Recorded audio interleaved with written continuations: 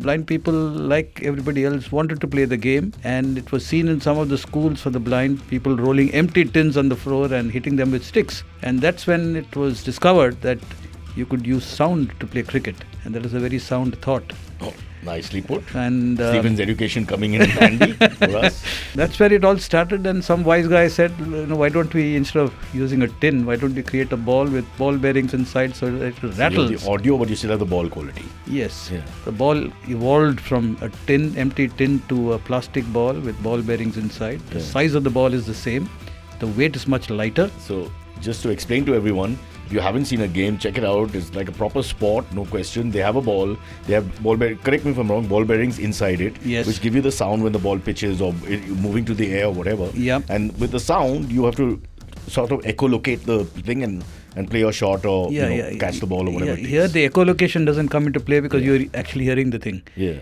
George Abraham is my guest today. I grew up with the George Abraham in school, actually. In fact, when Jenny, Palash's friend, called up and said that George Abraham wants to talk to us, I thought it was him, who I haven't heard of or seen for years. I know he married an American lady and has 3 kids, and that's about it.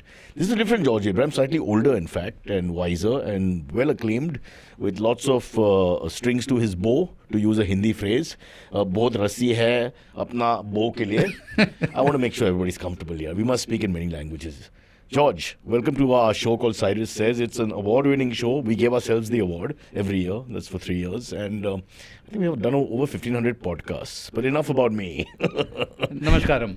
Namaskaram, okay. We go south then. Namaskaram. I'm a Malayali. You are a Malayali. Yeah. I only know a few words like Maire Patti and all that, but I don't think I should say them. No, I won't use them. I've already said them, so I have to try and take them back now. Let's get right to the top here, which is, there's lots of things to talk about. Who is George Abraham, for those who don't know? George Abraham is a guy who has brought cricket to the blind. Firstly, what is the right word to use? Is blind correct? Well, blind is the word that people understand, but today people in armchairs also say visually challenged, visually... Yeah. Sometimes you overdo that also. This patronizing tone after some time. Just what is comfortable for everyone? Yeah. What should we say? Visually impaired? We can either say blind or we can say visually impaired. Okay, done. There's no third option, guys, so F off. Yeah. George is very clear. He's from Stephen, speaks perfect English, and because he's a Delhiite, speaks decent Hindi as well. So F you. I'm very clear with these guys. I don't need trouble later. So here's the thing. That comes later in your career, so we'll go to the beginning, but I just want to set it up. Right. Cricket played by the blind was your initiative globally? Well, I introduced competitive cricket and brought countries together through cricket. That is something that I initiated. Okay. But cricket for the blind was an initiative of blind people themselves, because you'll remember that in the early days it was only radio that covered cricket. Oh yeah. And radio and blind people go very close together. They have had a history, because radio is one of the fundamental sources of information as far as blind people are concerned. And if you remember, in the 60s and 70s, at least when I was growing up, cricket commentary was extremely popular in India, and it was like a storytelling session. A.F.S. Talia Khan, Suresh Raya, Anand Setalwad, yes. Devraj Puri and his son, what's his name? Narottam Puri. Yeah, so all these guys were there. Mr. Puri, it's not event. It's not event, it's event. Event, okay. He kept saying that. It irritated me as a child. Sorry, right. Go on. The whole thing was described like a story by the commentators. And many of these cricket matches were like thrillers. You don't know what the end is going to be. So it had a kind of charisma to the whole thing. The people were drawn to it. It's not just blind people. I remember even people who could see were drawn to the radio, and conversations would be around it. Blind people, like everybody else, wanted to play the game, and it was seen in some of the schools for the blind, people rolling empty tins on the floor and hitting them with sticks. And that's when it was discovered that you could use sound to play cricket, and that is a very sound thought. Oh, nicely put. And Stephen's education coming in handy for us. That's where it all started, and some wise guy said, why don't we, instead of using a tin, why don't we create a ball with ball bearings inside so that it rattles? You have the audio, but you still have the ball quality. Yes. Yeah. So the ball evolved from a empty tin to a plastic ball with ball bearings inside. The size of the ball is the same. The weight is much lighter. So just to explain to everyone, if you haven't seen a game, check it out. It's like a proper sport, no question. They have a ball. They have correct me if I'm wrong, ball bearings inside it, Yes. which give you the sound when the ball pitches or moving to the air or whatever. Yep. And with the sound, you have to sort of echolocate the thing and play your shot or catch the ball or whatever it is. Here the echolocation doesn't come into play because you're actually hearing the thing. Yeah. So it comes towards you. I tried to show off and I was put in my place with a smile. Typical Malayali banter. So it's all about the comedy in the end, damn it. right. So you hear the ball and then you reach the ball and strike it. And No, then, also for fielding, no? Because when the strike happens, Yeah. you're picking it up with your ear and then absolutely. going in that You direction. pick it up with your hands, of course, Oh, but you damn spot it with the George, ear. you're going to bully me like this, I'm leaving. There's a limit to how much I can take. Yeah. I hope you don't walk out of the show. Nah, don't worry. I have nowhere to go, otherwise I would. We'll come back to that in detail because that's, Yeah. of course, the crux of our entire issue because that's Right. what's made you famous as well. But there's so many other things that you've done. So let's rewind a little bit and tell us about your life growing up. Before Stevens as well, if you can, for a couple of minutes. So what was your childhood like? Where were you? What was it like coping with this? And how does one, give us an insight to use a... Yeah, so I started my journey in the UK because my parents were there and I was born You're a British citizen. No, I'm an Indian citizen, but I happen to be born in the UK But then why aren't you a UK citizen? because I didn't choose to. I choose to be an Indian. Excuse me, what is wrong with you, Joe? Just kidding. Hindustan hamara. Sare jahan se acha, There you go. Hindustan hamara. There you go. Yeah. But you did reach UK. Yeah.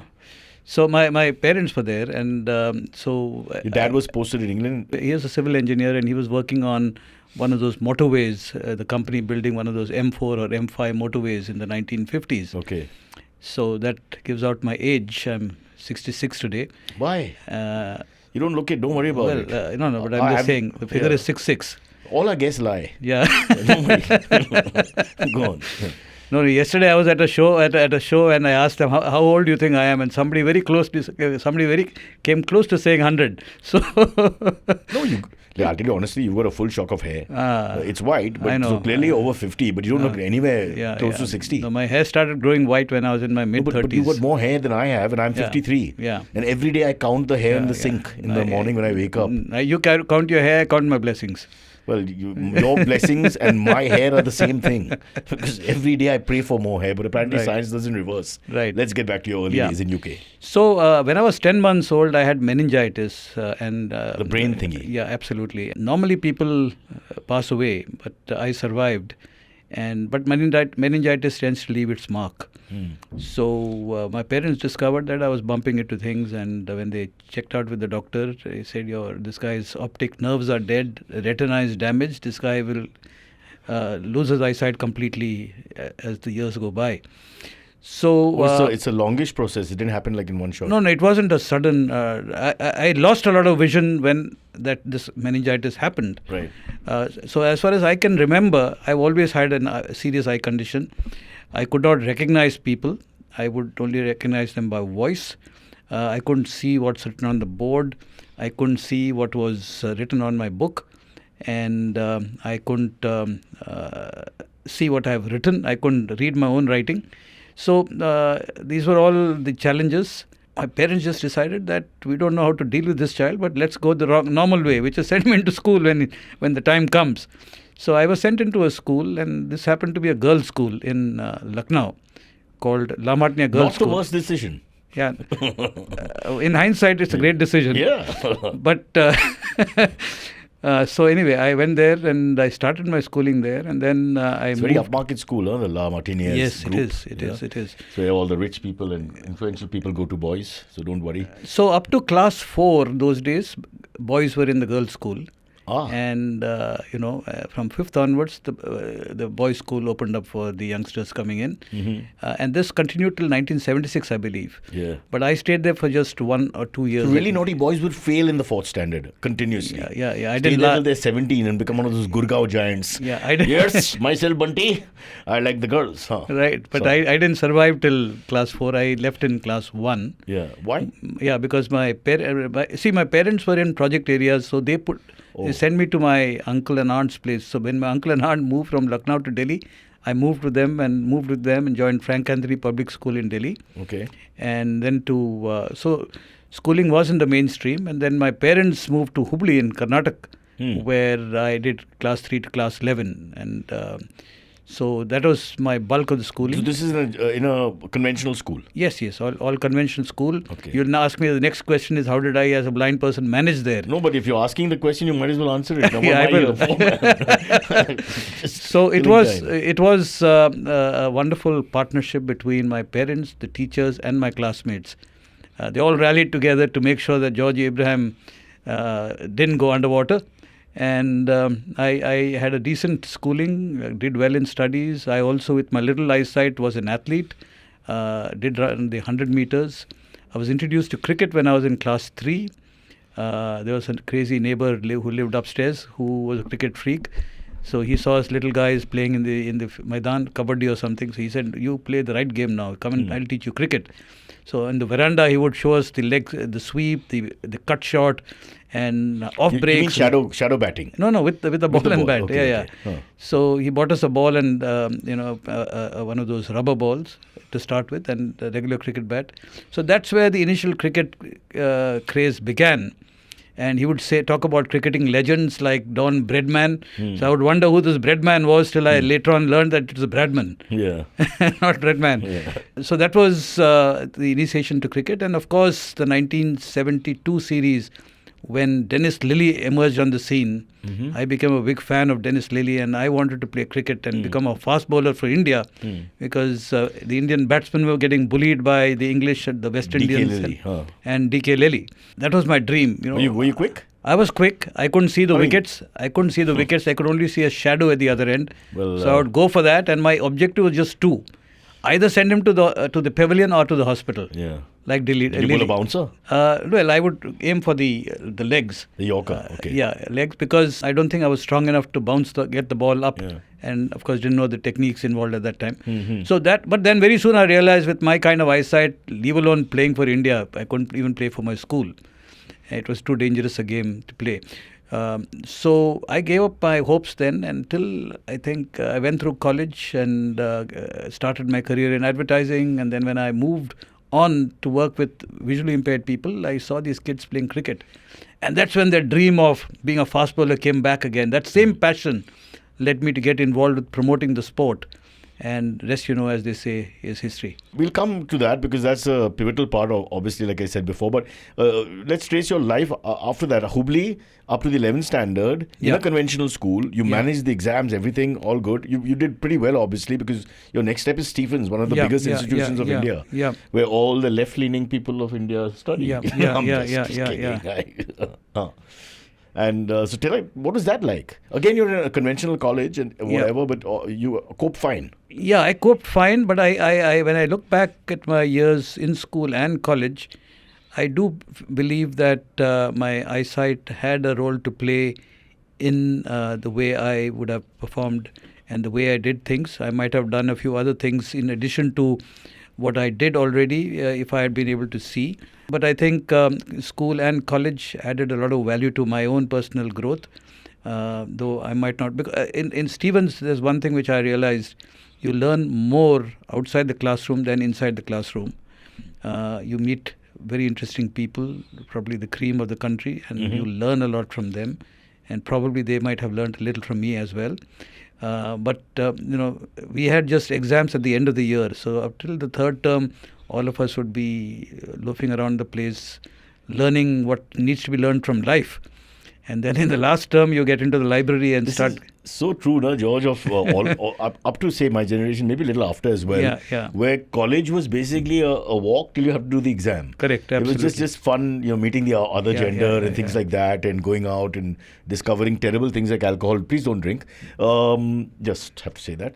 So, but I don't know if that holds good anymore, because it seems to be a very professional world where kids are, completely radioed in on what they want to do, and and then of course the colleges have also, the universities also have become wise. They have introduced the semester system. Yeah. And with the new system, attendance and all that.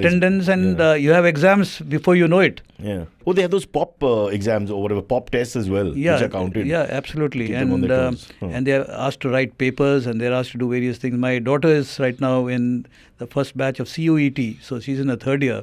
Okay. And she's all the time studying. She says, when does this end? Yeah. So I think the education system has tightened up. But it's tightened up too much, I feel. I think so when too. I got a little nostalgic listening to you and thinking, I was in St. Xavier's, Bombay, Right. and except for that one bit when you have to study and borrow notes from the girls who have notes, etc., etc., Right. you basically, you're just spending the whole time thinking life is a breeze. Absolutely. Yeah. And life should be, of course, not as much as a breeze as we had it. I'm saying, what you're saying exactly, at that age, I'm saying, let us have a little breeze. Yes. Post that you have to pay taxes, worry about life, etc., etc. Absolutely. And looking for your wife, Looking for your wife is now, every time I leave her somewhere, I do find her, but hey, why get into that? Right.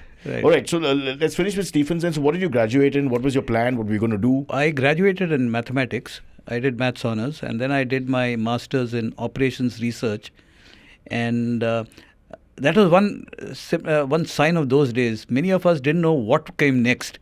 We just took one step at a time. It sounds good, live life one step at a time. The master's was a little bit overrated, no? Because you didn't guarantee yourself a job with a master's. No, it wasn't. But then at the end of the graduation, one didn't know what next. You got the degree, but what do you do exactly? Oh, yeah, absolutely. Yeah.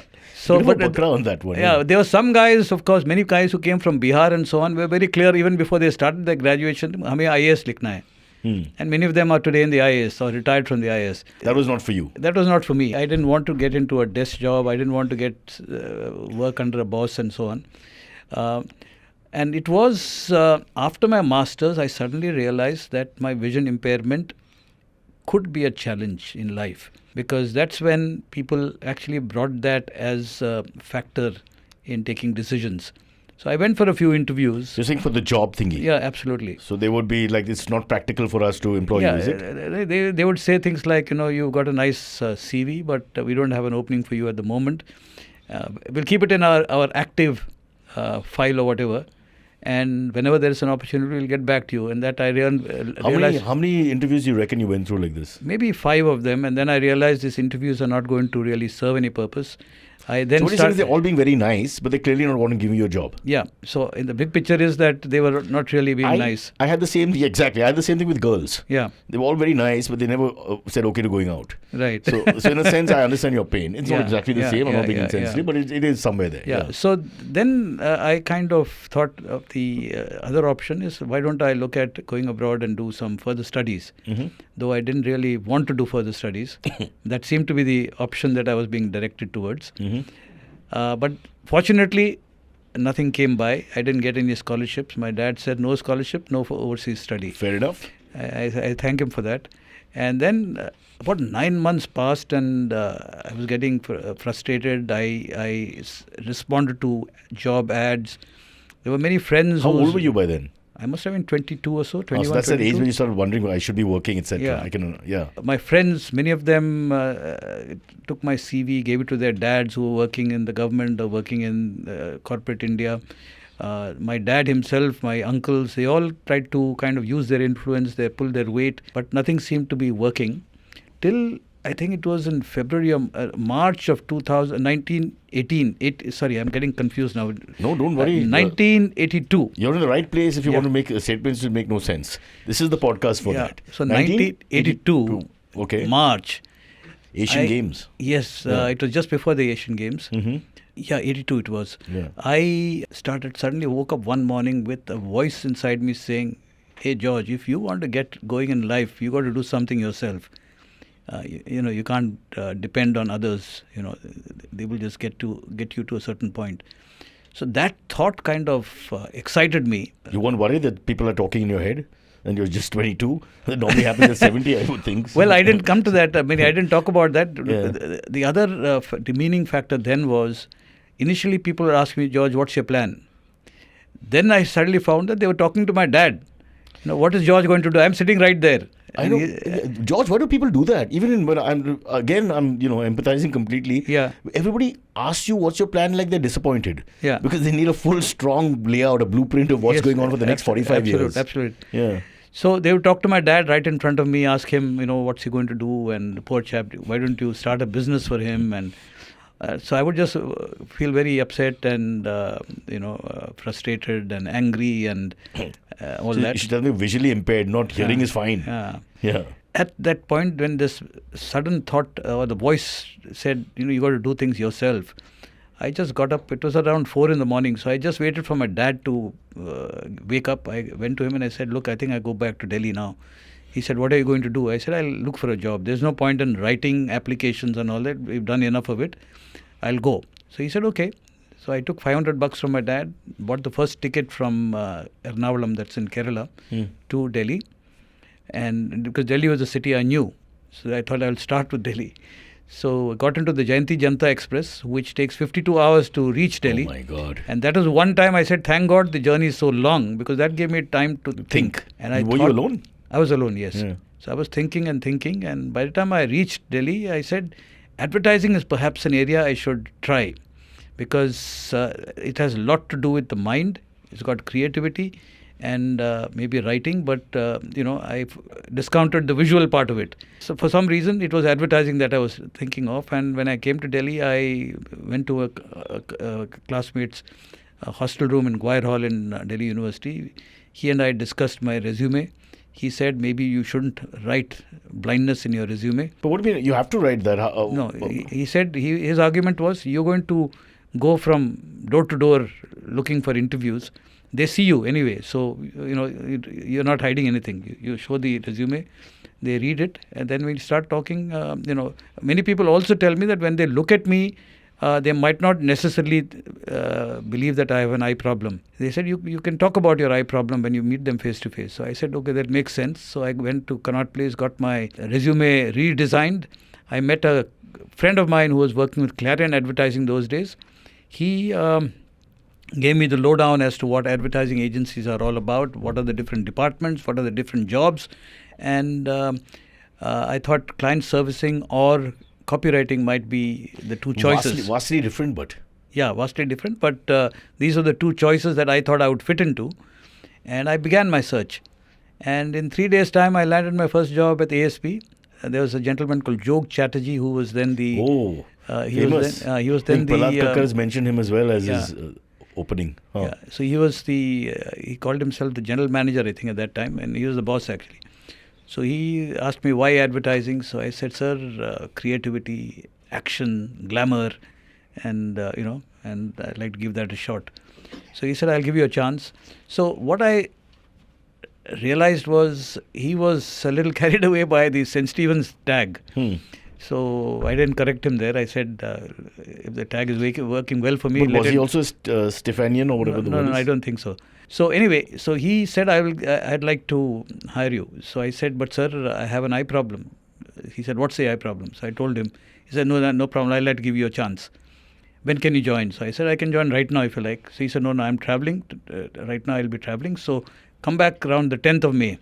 I said, okay. And when I came back on the 10th of May, I was introduced to my boss and asked to get going. But in client servicing? Client servicing, yes. It was an interesting innings I played there, because I was willing to do anything. I realized one thing in life is that never say no to a request or an assignment. Go for it, So I would smile and say, yes, sir, I'll do it. What was the first one? Do you remember the first client? Yes, I was dealing with... There were two clients I was introduced to. One was the Punjab and Sindh Bank, and the other was the Asian famous Games. bank when Nirav Modi had a little bit of a problem. Yeah, we were doing this campaign for senior citizens, and the first ad that I was involved with was, the headline was Life Begins at 60, and it showed a Sardarji playing golf, elderly gentleman. So that was the first ad. And I believe right now that... Your copy as well? No, it wasn't my copy. I was the copywriter was somebody else. But I was the guy who actually got involved in promoting that and presenting it to the client and all that. And the other client was the Asian Games, where I had to deal with the great Melville DeMello. He was the person looking after the communications for the Asian Games. So ASP did a lot of communication work along with HTA and one more agency, Clarion, I think it was, for the Asian Games. HTA, then now J.W. Thompson. Yeah, that's right. That's right. And ASP then, and we don't know where What ASP the hell is they are today. now. Yeah, where the hell they are now. So that was the beginning of my advertising career, and my initial years were really exciting, and I learnt a lot, especially in dealing with people. I still remember one episode where my boss told me that this is the ad. It has to appear on Sunday's Hindustan Times. We were talking on a Thursday afternoon. So I took those days we needed blocks to be given to the printers, to the newspapers. It was old block printing those days. So I took the artwork to the production guy, and the production guy says, "This will take 3 days. What do you mean I can give it to you tomorrow morning?" So I said, "No, I need it tomorrow morning." He said, "You might need it, but it can be done I can give it to you on Monday." So I went back to my boss. He said, "I don't care. If you have to go to the block maker, you go yourself." So I said, "Okay." So I took an auto and went to the block maker. He said, "When do you want it by?" I said, "I need it in 2 hours." So he said, "No problem." And he gave it to me in 2 hours. I came back. So that's the How do you first. get you in 2 hours if it takes 3 days? No, that's the block. That is the production guys. So these lazy production yeah, guys. yeah. Here's a lesson for people in advertising. Stop fooling around. You are liars and not telling us the truth. He put a 70-hour buffer on a 2-hour job. Yeah, and the other thing, I looked at it as like I was a freshman, so it was like ragging. So he had bullying me, No respect. What is the name of that guy? Let's out him. नाम तो मैं भूल गया अभी. नाम क्यों भूल गया? बंगाली था वो, पर Bengali! I knew it! Toto was laughing the most. He's so happy. Yeah, advertising. I didn't want to work on the weekend. Yeah, come on, let's be honest. Yeah, advertising had a lot of Bengalis those days. I don't know about That's today. true, actually. I'm sure there's still lots of Bengalis. The creative field and all that. Yeah, there must be a reason. creative and so this guy actually, I think I thank him for actually doing Pushing what you he into did, action. because that's how I learned that this process takes only less than 2 hours. Otherwise, I would have lived in that ignorance. imagine? And, yeah. 30 years later, you still be waiting for 4 days for something to come back. Yeah. So that, so these are some of my early memories. Of course, Melville DeMello was a different experience. He's a That lovely must be man. a huge canvas in your opening innings, in a sense. Yes, You've it just was. started and you got this huge canvas to work with of the Asian Games. Yeah. So that was the initial days of my advertising career. Yeah. So were you running around the stadiums and all that as well? No, I didn't. It was just the pre-game this was all the publicity and pre-game that. publicity, brochures. Appu the Elephant was from you guys? Appu the Elephant, I think, was from HTA, I think. Okay. Just claim it, George. Right, Nobody right. remembers now. So many years have passed. Yeah. The name Appu also is forgotten. Yeah, I like the name. It was so cute. I was a young boy and all that. So it was so lovely that we gave the elephant so much respect. And now, of course, nobody cares about elephants. Right. It's another story. We have to take a quick break. Then we'll come back and go into the cricket and everything else. Sure. All the awards. You won so many awards. There's too many for me to relate. Would you have any idea how many awards you won? I haven't won too many awards. There might be maybe 4 or 5 of them, maybe.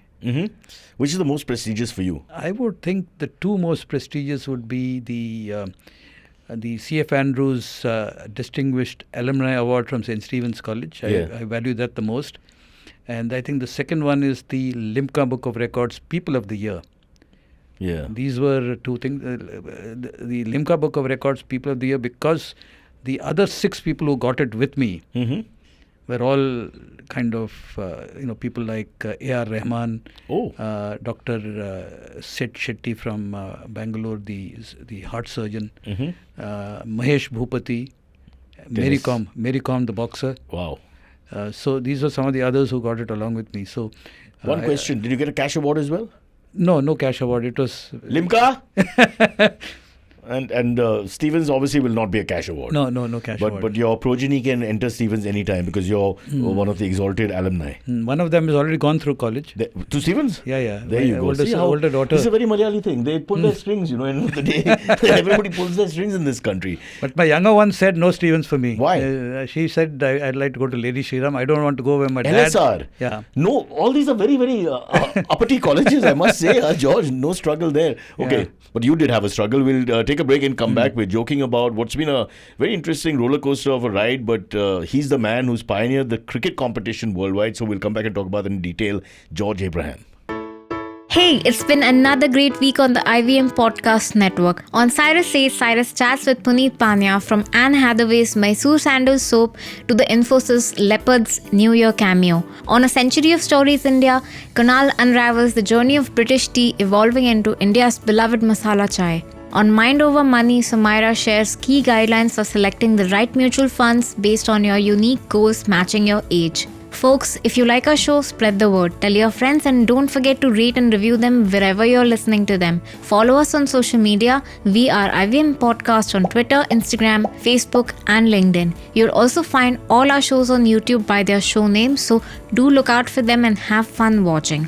And finally, we would like to thank our sponsors this week: IDFC First Bank, Axis Mutual Fund, SBI Mutual Fund, ICICI Prudential Mutual Fund, IndusInd Bank.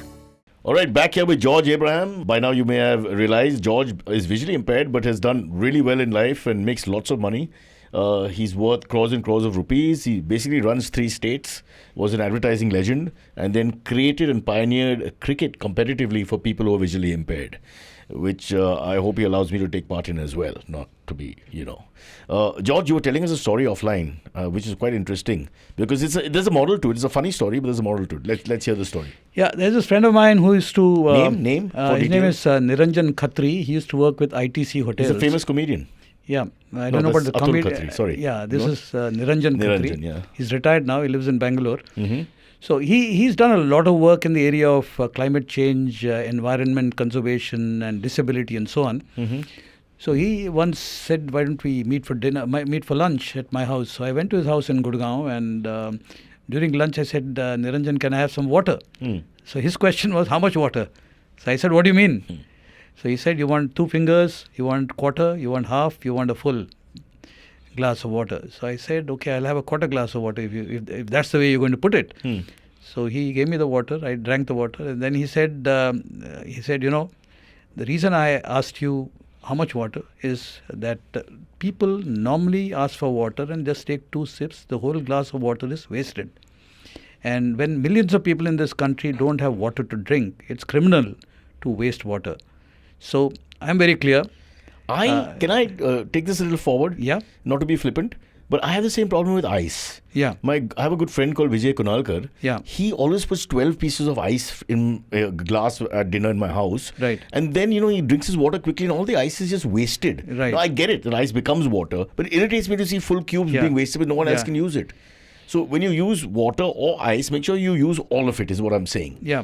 Because then the ice becomes water and you wasted it. And your friend would be, Mr. Niranjan would be very angry as well. Yes, absolutely. And I tell my wife now that, when people come to the house, in North India, we have this tradition of giving them a glass of water. Yeah. And very often they would say, they'll just, for politeness sake, take a sip and leave it there.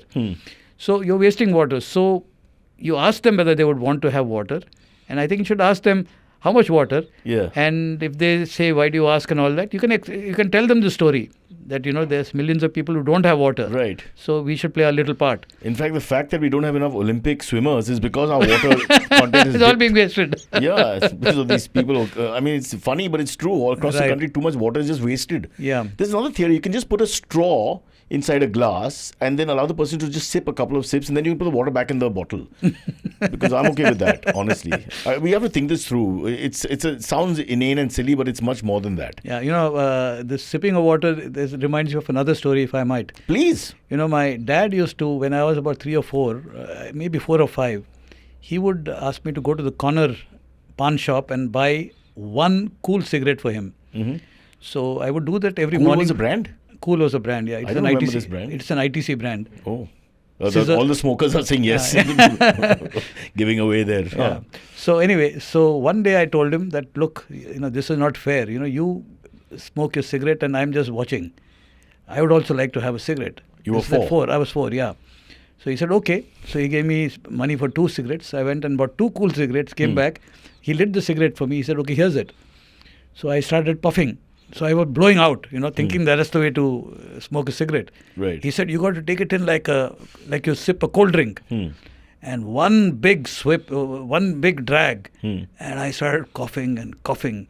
And that was the last cigarette I ever touched. Well, as an advertising man, that's a bit of a disappointment because 50% of the budgets were coming from cigarettes at that time. So the first and last cigarette I had was at the age of 4. Age of 4. Yeah. Really? Never ever? Never ever. After that? No. Alcohol consumption daily is lots. No. Damn it. That I thought you just quickly say yes and we'll have that moment. It's done. Yeah.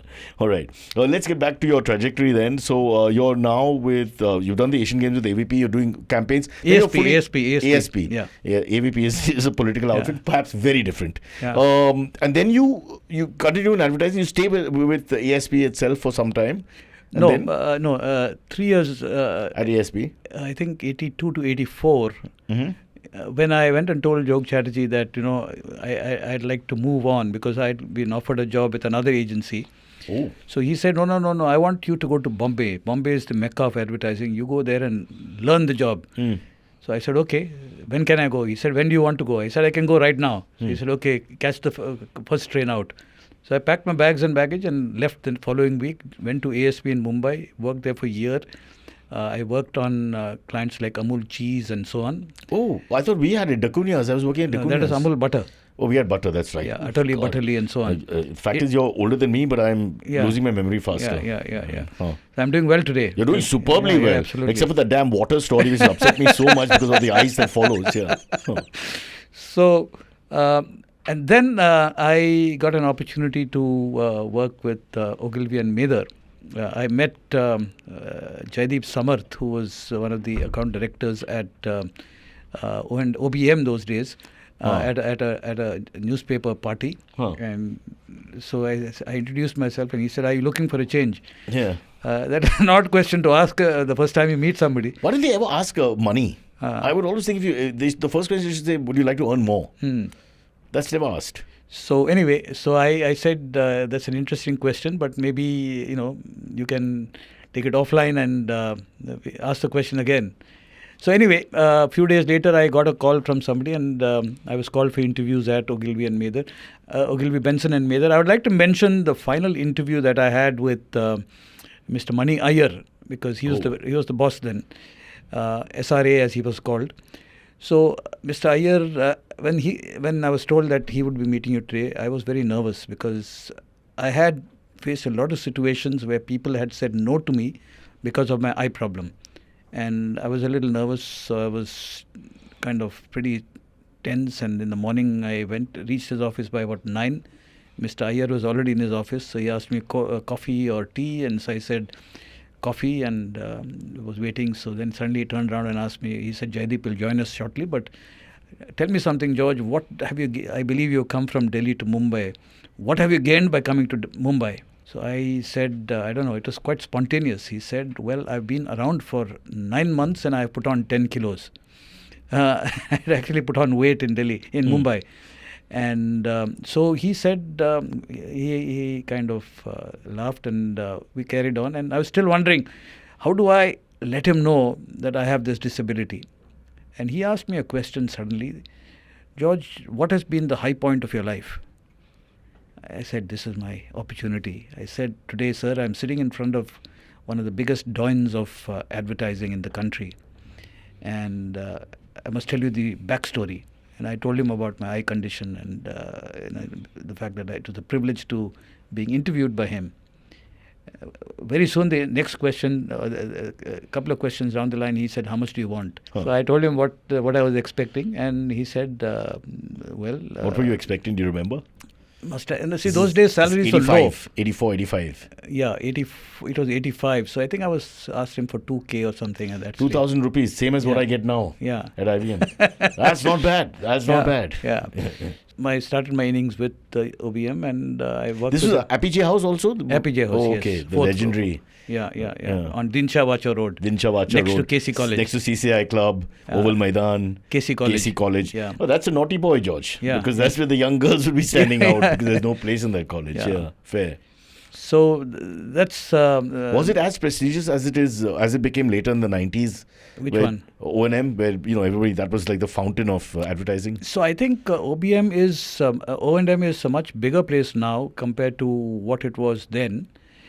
We just had that one floor at APJ House at that stage. I think Subsequently, I visited the office when they were moved into the mill compound in Parel. Yeah. That was a much bigger space. And you needed a guide to find the people you I wanted think to they are meet. the ones who created this upper Worli, lower Worli nonsense for Parel Possible, to make it sound better. yeah. Well, Parel is Parel. I was an account servicing person alongside people like Sanjeev Lamba, people like Piyush Pandey, and there was a copywriter, Hindi copywriter named Vinod Sharma, who was referred to as Pandit Ji. And earlier on, I had heard his voice in a radio show called Inspector Eagle. I think they used to sell Eagle flasks those days. And so there were quite a few big names. Of course, the legendary Rhoda Mehta was a media director at that stage. And so I had the privilege of getting to know these big names and learning something from them. But I had to move out of Mumbai, I think in 85, 86, 87, because I got married in 86. And we relocated from YMCA at Kolaba, which was walking distance from the office. Very nice gym there when I was a young boy. Yeah, there was a gym there, yeah. And there's a basketball court outside. Very sporty, a church opposite. Lovely Kolaba was there. Yeah. And then all the restaurants on the Olympia, yes, of course. Beja Masala. Beja Masala, absolutely. Oh, how do you know? How do Bro, you know I'm I a South like? Bombay boy. You're talking my language now. I know every cobblestone there. The Delhi Darbar on the left. Yes, that's right. On the other side, Leopold's opposite. Yeah. Paradise Chicken Roll. Yes, absolutely. You had the good life. And then, of course, on the break, you for a little detoxing, you go to Kamath. Oh, Kamath, yeah, for the vegetarians. Vegetarian. But it was very thalis. good. Yeah, 6 rupees a thali those days. Well, I didn't get it that cheap, but it was affordable in college for us. Yeah. Huh. So those were great days. And then when I got married, we had to find a house, and we finally got the house in a place called Vashi, which was back of nowhere those days. It didn't even have Most of our listeners are from Vashi, so be very careful, George. Yeah, those days there were no metro stations. No. I had to catch. It was a very South Bombay world, advertising in those days, your time. Yeah. Now it's moved towards the center, I think. Now it's the center, Parel, Worli, that kind of thing. And BKC also. BKC, Malad also. Yeah. So that was, so when my wife came along, we lived in Vashi, and I found that I would see her only at 9 in the night and 7 in the morning, because after that I had to leave. I don't know, some husbands will be okay with that, but I get where you're coming from. You were young. And your so daughter will disagree. So my wife said, not my wife, I just felt that we needed to move on. And so you went back to Delhi. I went back to Delhi, and I was offered a job by Jog Chatterjee again. In fact, he, on a trip to Delhi, Mumbai in 86 or 87, he asked me, when are you coming back? So I said, I thought this was the opportunity to... So you're a Delhi wala at heart, it looks like. Yes, I spent more than half my life in And Delhi. you went back, which means there's a calling. Yeah. All right, let's move it back to the blind cricket thing where we started. Moving forward, yeah. Forward, okay. So when does that happen then? So in 88, after I spent a year more in advertising, I realized that the initial excitement and the razzmatazz of advertising had worn out. I also realized that the space on top is limited. There are a lot of people climbing up the ladder. I just realized that I would always be having the sword of my vision impairment above my head, and I was not really. But you weren't doing too badly. No, but I was not enjoying the business, and I was also feeling the limitations that my eye conditions. Today, there's a lot of technology that helps me. Yeah. Those days, there was no technology. I was dependent on other people to read out long documents, and that was and the agencies didn't provide you with an extra person to, support you. So it was, I didn't complain about it, but it was hindering my progress and the level of inputs I could give. My understanding of situations, all that started getting impaired because of not being able to read content, research. You depend on the other person all the time. Yeah. And even correspondence. Correspondence. Today, laptop, I have technology which reads out everything on the screen. So my emails, all that proposals, all that is kind of not an issue anymore. So if I were to do advertising today, probably my trajectory might have been different. And you would have stayed. I might have stayed, yeah. But then even the content of, trying to sell somebody else's product and all that didn't seem... I was not too excited by that. What was the worst product you sold? Well, I think there was a lot of public sector advertising I got into. I don't want to name anything. Fair. Okay, let's get back to the cricket. Yeah. I kind of realized that, this is not my long-term playing arena. And I mentioned this to my wife, and my wife one day kind of told me that she wanted to learn Braille. We were expecting our first child. Mm-hmm. So I said, why? So she said, look, I have a lot of time, and I can use my time to transcribe books for the blind. Nice. So I said, okay, let's go, and I will also learn Braille so that... You hadn't learned Braille? No, I hadn't learned. I studied in the mainstream all along. Yeah. So I didn't even know what Braille looked like at that stage, and nobody really pushed me. But how did you do the reading as your eyes got less powerful? No, people were reading out to me. My mother used to read out, my brother used to read out, Okay. my father used to read out, And my writing? friends. Writing, as I told you in the beginning, I could write, but I couldn't see what I was writing.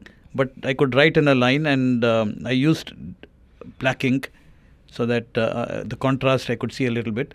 But I couldn't, for the life of me, read what I had written. I knew what I had written, so I didn't need to read it. Fortunately, my teachers could read it, so that was okay. There's also a way of life, the creator telling me that, boss, your life is somewhere else. And I was taken to this school. But coincidentally. My wife kind of suggested that she wanted to learn Braille. So the two of us went to a school for the blind in Delhi. And we started learning Braille, but what hit us hard was the fact that the quality of education that blind children were getting was far inferior to the kind of opportunities I had. And that's when I realized how fortunate I was. And learning Braille didn't really excite both of us very much, because it proved to be very... Braille, there are 6 dots which are packed so close to each other. Right. If your fingers are not sensitive, you'll find it very difficult to read. But is it not true that your tactile senses are much better because your one sense is less? No, that is okay with memory and hearing and so on. The touch depends on how you use your hands. Like I play the guitar, so my fingers are not sensitive. Meaning the left hand, for example. I also use my fingers for dirty purposes. Yeah. So I mean, if you want to go there. Yeah, you already been there. I'm sorry. You're the lead guitar. Let's say I'm the bass. Okay. Stop. I like the use of that. Fair. We're keeping it clean. Yeah. No. So what you're saying is that there's a wear and tear in the finger, and so for some people they're not able to have that sensitivity to the Braille touch. Absolutely. Of the thing. It's difficult. Meaning it might not be impossible, because I believe nothing is impossible really if you're willing to put your mind and heart to it. But my mind and heart didn't get to it. Instead, what struck me was the quality of people who were teaching there, the facilities that were available, the compromises that were being made, and maths and science those days were taught to blind children only up to class 8. And even if children wanted to learn maths and science going forward, there was no pedagogy techniques available to transfer those conceptual understanding. So they were just asked to learn music or handicraft or something else instead. So I also believe in hindsight that maths and science study contributes to the growth of your development of your brain. Either the left or right, I'm not sure which one, but it is a major contributor to... We'll ask our research guy sitting right here, Palash. Yeah. Left is creative and right is, right? Left is creative, right is science. Yeah. I've just been told by our Bengali producer. Yeah. That's why Stephanians are all left-leaning. That's why Stephanians are all left-leaning. Nice. Let me get back to you. Yeah. So you were in the school and you were observing so all this. So after we came out of the school, I told my wife, I think I should use my abilities, my experience, my network to do something for people like me. Of course, I didn't know what, but that idea was sown into my head. My wife said, well, we are both young, and there's no point of thinking of social work when we are half in our graves at 65 or 70. When you are retired, this is the time. If you want to do something exciting and worthwhile, this is the time to do it. So that was the green signal for me, which I was waiting for, and I started traveling around the country, and I saw this group of kids playing cricket in Dehradun. And when I went close, I realized they were all blind, and I realized that the ball was making sound. And I also realized when I spoke to the umpire, who was the physical training instructor, that these kids were passionate about the game. They would get up in the morning, play cricket, and right through the day they would continue to play cricket. Just instead of rain interruption, it would be class interruption or lunch interruption. Otherwise, they would be playing cricket. I thought to myself, these guys are enjoying the game. There's passion, there is skill, number one. Number two, sport has a lot to offer in terms of your own personality development. You learn social skills, physical fitness, your mobility, your ability to work in a team, strategy, and so on and so forth. There's a lot of learning that you pick up from the playing field. Thirdly, the kind of following it has in India, this could be a wonderful platform to project blind people as people who can contribute, people who can perform, and not people who only need help and support. So, the positive image, a positive perception of blindness could be spread through the game. And finally, I realized this game could be taken to the global stage. And I felt it was worthwhile actually promoting this. And you first had a national league, right? So I started with a national tournament in Delhi, which was called I think it's called the Tata Steel Challenge Cup, because Rusi Modi and Tata Steel actually sponsored it. Famous Rusi Modi of Jamshedpur. That's right. 40 eggs a day, by the way. The numbers have changed. I thought it was 12 eggs a day. 12 eggs in one meal, apparently. Oh, one meal, okay. Yeah, which I can also do. Rusi, he's no longer with us. But at 40, I've run 36. Right. And world record brocha. Yeah. Again, there was a fascinating story as to how I got to him finally. Yeah. But I don't think I'll waste time on your Quick, tell us. I love these stories. Yeah. So I'd gone to Mumbai to look for sponsors, and the professional management group, which was Sumedh Shah and Sunil Gavaskar. Oh yeah, PMG, my first job, sir. You worked there? Yeah, we did a cricket show in 1994-5. Okay, this was 1989-90. So Sumedh I had met in one of the meetings I had gone for in Delhi. So he said, come along, I'll help you. So I based myself out of his office and started meeting people. So I ran into, I had heard that Lintas had a social marketing cell. There's a guy called Sumit Roy who used to be... he lectures and all that. Yeah. Your tribe, brother. Yeah, he's old time Ogilvy Mather. With the long hair and... That's right, that's right. Remember him, yeah. So he had moved out from Lintas, and I was told that there was another lady there. So I called her up and she said, well, I have only got 10 minutes. If you can finish your business in 10 minutes, come and see me. So I went immediately and met her. And she ended up spending 2 hours with me chatting about whatever I had to say. And then she said she will introduce me to a few people who could be potential sponsors. So one of them was somebody in Hindustan Lever, and then somebody in the Tata Steel company, a gentleman called Milind Rege. Of course, a Bombay captain. Yeah, off spinner. And I know him very well. Yeah, his son Aditya also. Yeah. Yeah. So Milind, I met him, and he said Rusi Modi is in town. I'll see. Oh, Tata guy, obviously got the connect, sir. Yeah. So he said I'll try and connect you. Every day I would call him up. He said Mr. Modi is busy. Mr. Modi is busy. So I didn't meet him then.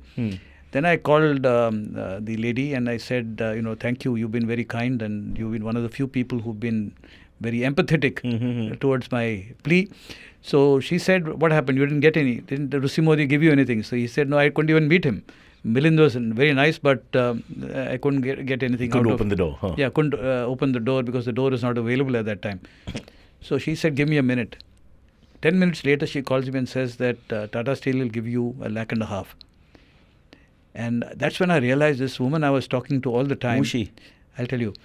She was the daughter of the vice chairman of Tata Steel, Sabhawala. Oh, Sabhawala family. Okay. Yeah, Tara. This was Tara Sabhawala. Yeah.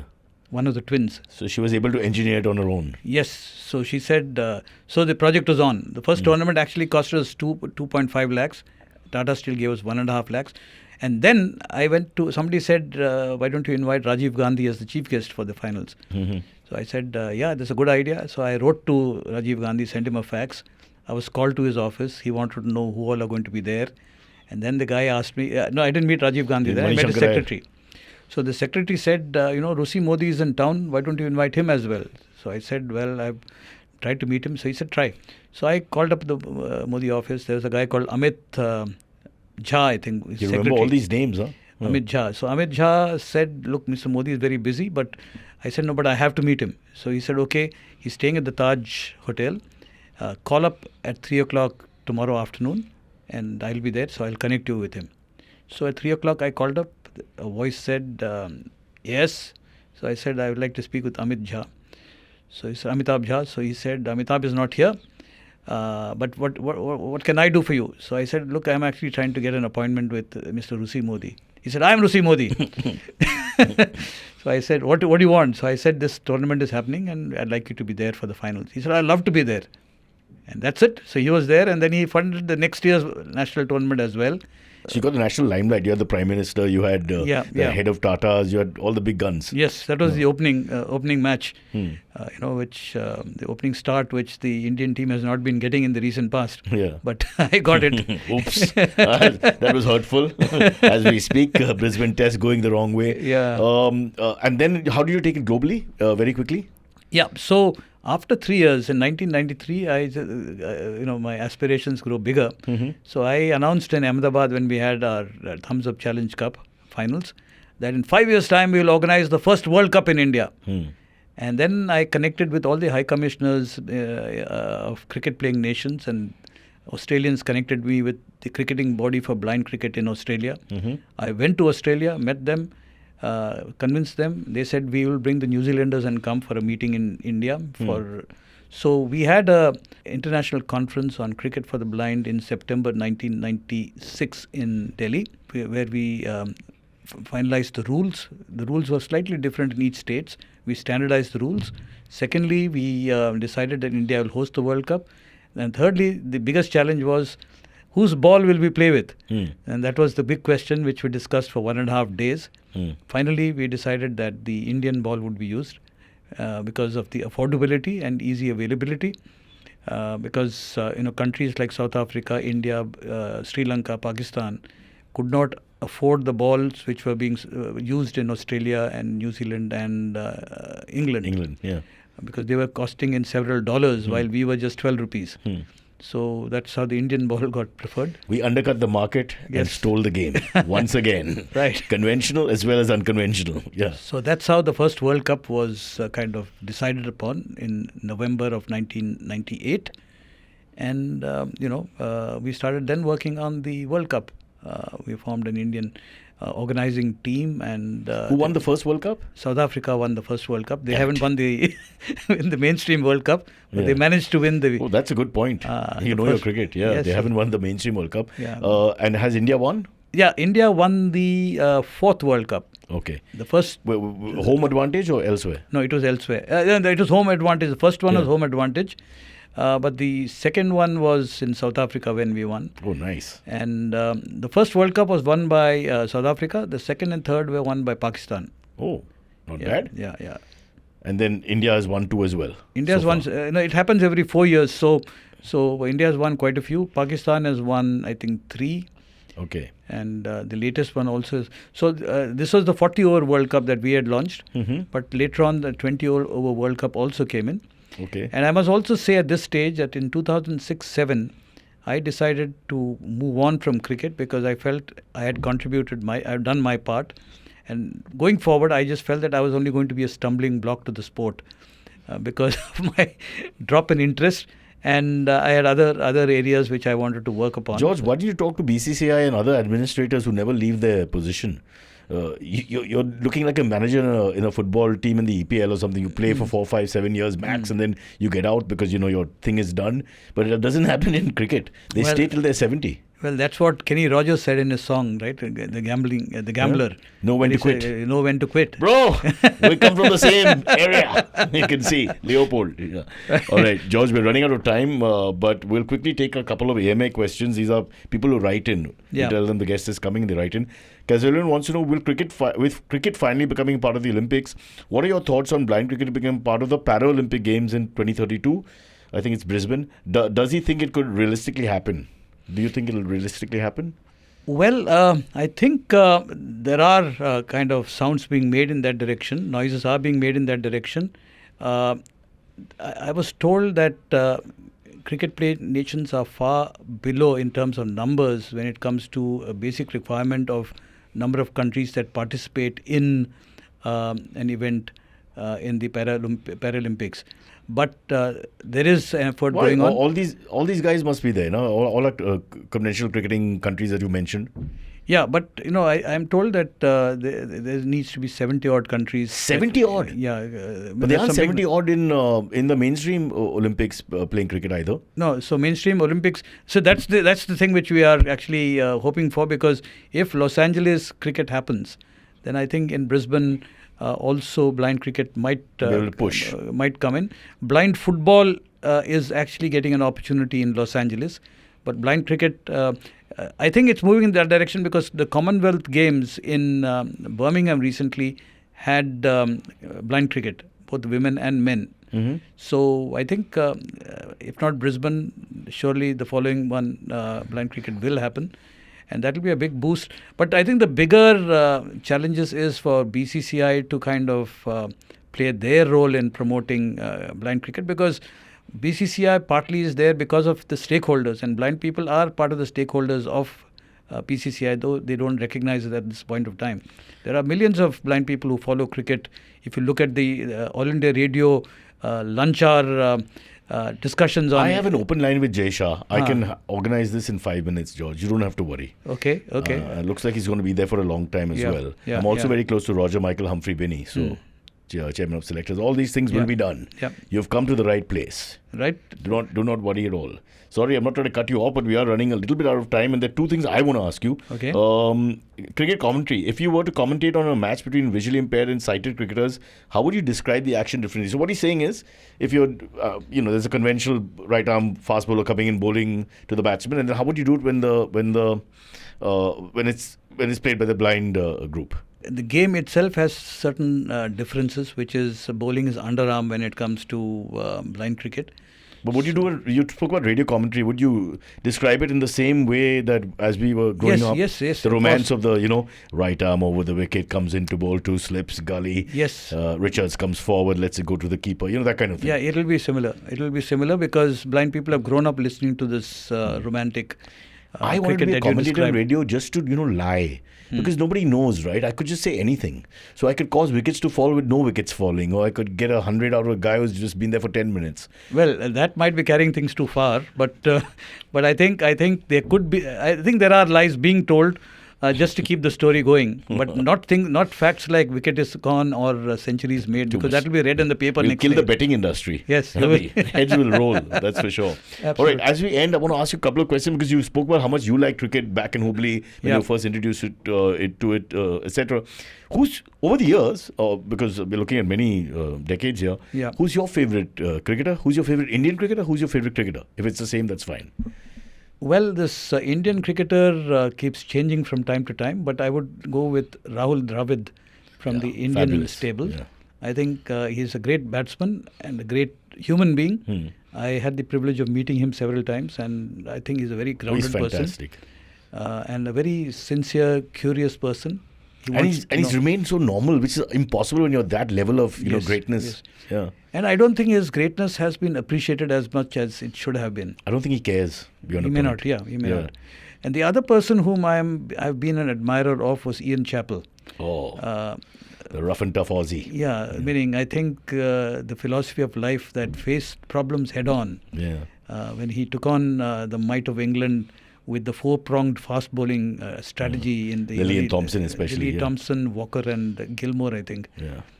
That was, terrorized the opposition. But that guy faded out, Gary Gilmore. He didn't play that much. He didn't play. He had a great World Cup final, or a great World Cup semi-final where he took 6 odd wickets. And then slowly he faded off. Yeah. He was a good bat as well. So these two would be go-to guys. My favorite. Yeah. And then also he was a great commentator. I would rate. And writer. I love reading Ian Chappell. Loved a great writer as well. And somehow I feel Aussies have lost their bite a little bit. I know they're beating us at the moment and probably will. Yeah. But lost their bite a little bit when they've gone away from that tough, aggressive, in-your-face attitude which made them what they were. Yeah, there was Come back Australia. Yeah, reading about it, hearing about it, it was romantic. But I think facing it might not have been as exciting. Yeah, the sweetest things they would say would be about your ancestry and all that. Yeah. A bit like Mallu Galis, very similar. Yeah, I don't know any of them. You don't know, but I was told by my Mallu friends that, you go after entire generations. It becomes very mathematical abuse. Like you don't abuse this generation, you go to the next one and the one before and the one before and the one before. Like that, which is just great for your mathematical skills. That's knowledge coming in. Good. Yeah. Look where we're ending. Right. This puerile conversation that we're having and where we started. Yeah. Listen, you're a man who has achieved a lot of things. George, thank you for coming here, and all the best to you. And looking forward to what you've done, and hopefully we'll get to see the blind cricket team as well in all these avatars, Olympics and beyond. Yeah, I hope so too, because that was the vision initially, that this becomes a sport to stay, and a sport that people can see and experience at the highest level. So I think it will be great. So let's end with you doing a little commentary for us. Ian Chappell is batting. Okay, it's Venkat Raghavan bowling, and we've got one slip in place, and we've got a leg slip to the right-hander for the ball coming into his pads. So Venkatraghavan moves in from the Walaja Road end, right arm over the wicket. This is a flighted ball outside the off stump. The batsman shuffles onto the off stump, brings his bat and pads close together, and lets the ball go as the ball sways a little towards the slip. Wow, well done. There you go. That's the romance of cricket. Were you telling the truth? George, thank you so much for coming here. Just trying to stretch my arm. Right. The mic is in the way. Yeah. The point was that she must have been a chain smoker. Ouch. And the moment The breath? we were about... Oh, the breath. Like, U-turn. Out of here. Once you reached the house, Yes. you reached the place of worship. Yes. And then at that point you backed off. That's very insulting, bro. I know. You couldn't take one for the team? Dude, it's You didn't say turn around. sorry. I apologize. It's unnecessary. Your end podcast. What is this? Dirty Santa. This is right. Dirty Santa right here. Say, I'm from Dhanbad, bro. It's different, all right? It's a different philosophy there. Oh, Wow, man. that's so funny. So, full disclosure, the whole thing about becoming an anchor and doing more things was coming from a fact that I was in a bad state from my singing perspective. I was caught in a very bad contract. It was not as if I was not making money and I didn't have opportunities, but I was just frustrated at that point You had to of kick time. 30% upstairs or something. Something like that. There were other things. There was a long story. It would just go on forever and ever. And it would sound like I'm cribbing and all those guys would like... No. look at me We now have to expose all this. Spill here. the beans.